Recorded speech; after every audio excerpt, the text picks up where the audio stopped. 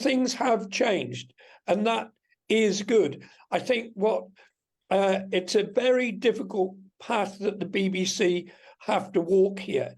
And I think that what they have to do is be very, very careful in this whole scenario. They need to keep at the back of their minds the words Jimmy Savile, because how they initially handled Jimmy Savile, not comparing the allegations made against them both, but the way they handled Jimmy Savile was to protect and be protective of themselves before doing what was right. And so they need to tread a very fine line here between most of this coverage from the BBC, it seemed to me, has been simply excellent. Do you know what, Neil? We've got somebody who wants to talk about that very thing that you spoke about in years to come when the tome is written about the history of the BBC. The Savile affair will be at least a chapter. Kat, good morning. You want to talk about that? Good morning to you. Oh, good morning. Yes. Yeah. Kat, yes, Kat I was one of Dorchester. the women who exposed Jimmy Savile. Mm.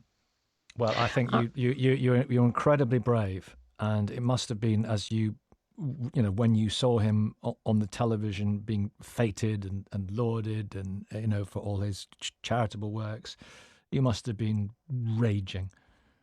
Oh, yes, we were absolutely raging. I wasn't the only person. Most of the girls were. And because of his actions, yes, we did go to the police first. And I think I must have spent about 20 years of my life trying to expose this man, and nobody would listen to us. And it wasn't until the BBC actually did approach us. I think his name was Marion Jones. And it was Brilliant a program journalist. from Newsnight. Yeah.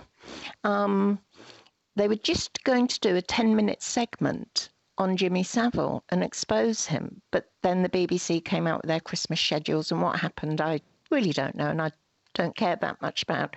What does bother me a little bit now is I think the BBC is walking on eggshells, because they are very concerned that they don't want this to happen again.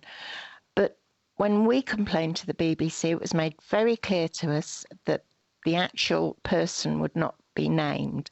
And I think it is quite correct now that the person is not named, because he hasn't committed, or they haven't committed, a criminal offence at all. And if this is what they choose to do in their personal life, that's fine by me. They're not affecting me. And I think the BBC is very concerned after other presenters and people were named in, I think it was Operation Yewtree, wasn't it? Yeah, it was Yewtree. And to me, it turned into a little bit of a witch hunt, if I'm honest. And when we finally did manage to expose Savile in 2012, yes, he was dead, but I thought it would be tomorrow's fish and chip wrappers, if I'm honest. The programme went out at something like 11:15 at night. I didn't expect anybody to watch it. And then for nearly a month, it was on all the newspapers and the front pages and everything like this.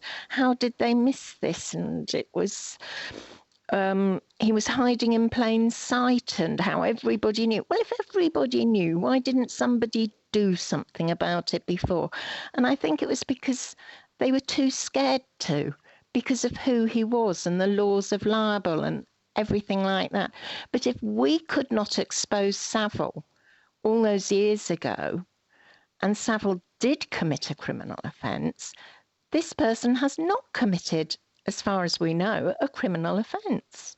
And I have to question the fact of the first place we went was the police. So why did these people choose the newspapers or his employer or whatever? Why didn't they go to the police first?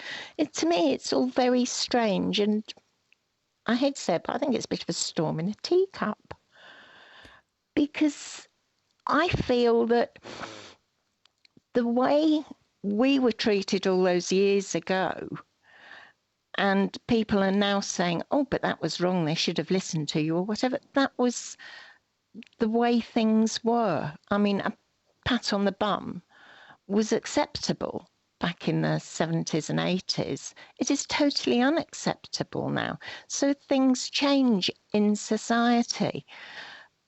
But I don't understand why this has blown up into some great big hoo-ha.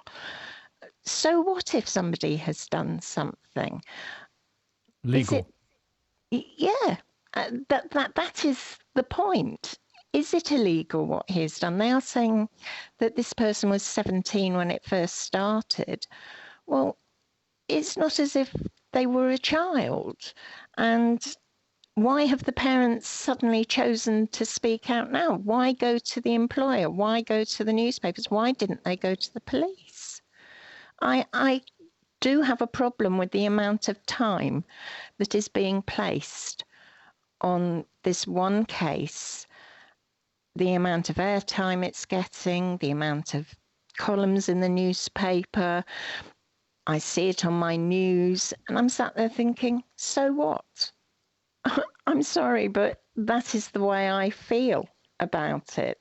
And maybe people think I should feel differently, but I don't. I feel that this person has not committed a crime. And sure, the parents want to get justice somehow. But I also feel maybe they were given a lot of money or whatever for indecent images.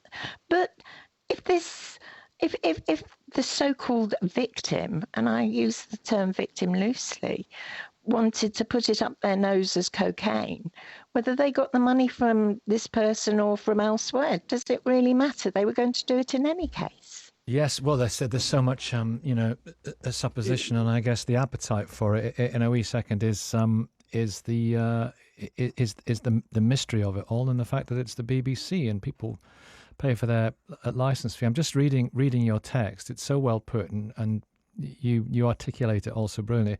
It's something of a privilege that you got in touch with us, Kat, because your experience is so specific to the issue which we're focusing on this morning of, crisis handling. So can I thank you? Oh no, you're very welcome. I am just so sorry that it has come to this, But thank you very much, Thank you. And we've got a police officer